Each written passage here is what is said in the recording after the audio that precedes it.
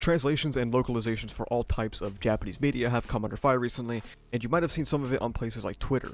It's been reignited a couple of times, but it's also been revitalized by a company called Orange Inc., a company that is attempting to shake up the translation industry by essentially shaving it down to mostly AI, replacing what we read now with edited machine translations, and some people online have rallied behind it because they don't like translators because of wokeism or something. The company isn't new, it's been around for a bit, but it's made headlines with its massive 2.92 billion yen in funding, or 19.5 million US dollars, from multiple venture capitalist groups, as well as the company that started Shueisha, one of the biggest publishers of Japanese media. Shueisha is responsible for things, that come out of Weekly Shonen Jump, like One Piece, Jujutsu Kaisen, My Hero Academia, some big heavy hitters. And let's keep this in mind as we go forward. And now if we browse their website, they make claims such as, translating is hard, which is true. And they also state that due to the bureaucracy of the occupation, it takes far too long for things to get localized, and there just aren't enough translators to get things done. They also make quite a big claim that they could reduce the cost of translating a volume by 90%. That's insanity. To just $700 per volume. And not even just that, and also release 500 volumes a month. If you're not familiar, 500 volumes a month, to put it simply, is insane, and $700 USD per volume would be an unbelievable decrease. That's an extremely big promise, so let's start by examining their workflow, which is publicly available on their website. Step 1 is that the AI will translate the source text, spitting out the machine translated output, which will then go second to a native translator. This translator will look over the machine translated content, proofreading it, as well as making various corrections. And then third, it will go to a native speaking editor, which will do a final confirmation as well as final proofreading and corrections. This introduces a fundamental question into this process, and that's, what does this even do? Like, what does this even change? The bottleneck they claim that exists because of a lack of translators and lack of time will still exist. So, let's say, for example, you have some volumes coming up the pipeline. Oh, but they all come and they all have to go through this bottleneck here because there's not enough translators who can work on this and then finally get them out to the public. If at the end of the day, you're still having it proofread and corrected by a native translator, you're still going to have all of these series going through this same bottleneck. And it's not just that, because these people have to proofread it, which, according to someone named Saffron Apple Pie on Twitter, this can even lead to more work, with them having to translate it themselves to fix the mess that the MTL created, and ultimately to check if a machine translated it correctly, you might as well just translate it yourself. So I'm not really seeing the time saved here. And now let's increase the output like they claim by 1 billion trillion %. And you have 500 volumes a month going through. The only way to solve this bottleneck would be to then hire more translators to get through the workflow faster. However, if we go back to Orange Inc.'s claims on their website, these translators don't exist. And at the end of the day, if you're hiring more and more translators to get through your insane workflow, that's a crazy big head. What have you changed? You haven't done anything. And if you don't hire more translators to deal with the increased output, then well, a lot of that work isn't going to go through the refinement process, and it's just going to come out and be a shitty machine translation that's more or less unchecked. In their own special little comic here, they also point out that you have to deal with the hurdles of sorting out the rights or coordinating with reader apps, which, believe it or not, an AI will still not do. Unfortunately for the bright minds at Orange Incorporated, ChatGPT will not deal with 500 volumes a month worth of copyright issues. So this is again another bottleneck that they claim exists that doesn't fundamentally change. If you're going to claim to solve the translation process, you should also maybe have one of those proofreaders go through your own site. This may seem nitpicky, but when correct translation and, localization is your entire brand, you have to know how sentences sound. Personal recommendation to maximize encounters with unseen masterpieces. This sounds like a 15-year-old writing an essay with a thesaurus open, okay? Curation by manga lover. Introduction by manga geek by authors, etc. That sentence just barely functions. Manga trailer. Visual clarity that goes beyond the cover, space, / synopsis. What's the space there for? It feels like this entire pitch is trying to sound more grandiose than it actually is to bait investors, which isn't the only example of this. Jmitsu on Twitter, a translator and editor, pointed out that the market rate for translation is $5 to $6 per page, and about $6 per page for basic lettering. The $19.5 million raised by Orange Inc. would pay for 1.6 million pages, or about 10,000 books.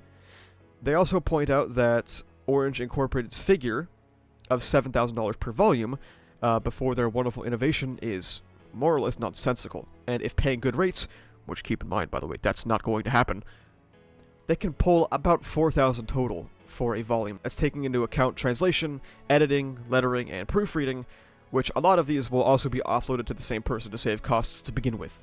The 7,000 figure Orange presented to investors is likely heavily inflated, or the absolute maximum a volume could cost to make, taking into account royalties, overhead staff costs, print costs, and stuff like that, which they wouldn't have print costs considering that they're a digital corporation. Orange Incorporated is not spending millions to recreate this process, but to ultimately cut jobs. That's what it's all about. That's why you have Shueisha's parent company backing this. And that's what they brag about in their comic. Because there is only one way to reduce the cost to produce a volume. And that's by not having to pay the people involved. You cut the translators, and you take the proofreaders or other translators and say, hey, you're going to be proofing MTL work, so we don't really need to give you more money. Because it's an easy job. You're not doing more work, even though you might be doing more work, as we established earlier. It's all about the bottom line, and people are letting them by rallying behind this because they feel localizers or translators are mistreating the work. It cannot be understated how much anime comes out every single year. You know, who knows how many novels or manga or Japanese games are released every year that are also localized, and yet only a handful of examples are regularly brought up for bad translations to spark the burning of the entire industry. And a large part of this centers on a imaginary culture war about the West and infiltrating Japan or whatever. And there are bad localizations. I've talked about this in my localizer video. And of course, that's always going to happen. But most translations will never make a sound in the public conscious. Some translators will misinterpret things, or they'll make a mistake, or some of them are pressed for time, so they do a rush job, or some of them are underpaid, so they don't have much enthusiasm for their work, or they've had to take on a bunch of jobs to afford living, so some of them suffer more than others. And the internet is very quick to attribute malice, what could be attributed to a myriad of different reasons. Like, for example, people fuck up. This is a self-defeating mindset because MTLs are not going to improve translations. Orange Inc.'s attempt at AI lettering was a complete fucking disaster. Really bad font choice, text that sometimes doesn't even fit in the text box. The AI can't even get lettering right, and we want to have it take over translating with two entirely different languages. Not exactly related to Orange Inc., but TO Books, a Japanese publisher, released a new digital manga reading platform for English readers that explicitly uses Google Translate for MTLing, and they expect you to pay $4.50 a month for it while saying, note that with the AI-generated content, there may be errors in translate. You think, man? Andrew Hodgson, a Japanese to English media consultant and translator, went through some of the work by this platform. We have great hits such as, I heard from the Mr. Gatekeeper that he's having trouble with the roughnecks from this town. You guys are right? Why did that even happen? Or a classic such as, after many wars, humans find temporary peace. They call this the peace period. Very true and logical. There are humans. Kill it. The chieftain will be happy. Human. Koros. Which, by the way, I'm pretty sure this was a specific choice by the author. Purely because that this was written in katakana, so it was supposed to be, like, slightly different, but it translated it literally. It was supposed to mean kill. The AI doesn't know. Or, you know, a classic such as unpalatable. Picture? It's also completely incapable of detecting the handwritten parts, like in these text boxes here. So it just doesn't even bother to translate any of it. The point is, this MTL is terrible, and it would require a human translator to go through and correct these issues, and at that point, you have a hard time justifying the MTL to begin with. Realistically, this little culture war with localizers is failing despite the noise. All of this rage about localizers, and nothing has really changed. It's the definition of yelling into the void. I spoke personally with a translator with a lot of experience who I won't name to avoid harassment, and I'm also not sure if they want to be named. If they do, I'll pin a comment with their information, but despite the AI boom and the repeated waves of localization discourse, they feel perfectly fine. Quote, I think the bubble will burst eventually. In the meantime, it's going to be business as usual for most of us. The people they work with are not considering AI. and the people in the industry, including the Japanese side, do not pay attention to people who sit online all day and troll localizers. It's a failed attack on localizers, with some companies trying to take advantage of the wave to have them replaced by AI, and the AI failing miserably. AI translations suck, and people know this. The way to improve translation or localization isn't to replace them with AI that will make horrendous mistakes and miss the context of a highly contextual language. It's to improve the conditions the people work with now. Don't let your frustration be taken advantage of by a corporation only invested in cutting costs. Rally for them to have more time to do their jobs. Rally for them to actually be paid better wages, so you have people taking on less work to stay afloat. And keep in the back of our minds that AI can be used as a tool and shouldn't be used as a flat-out replacement.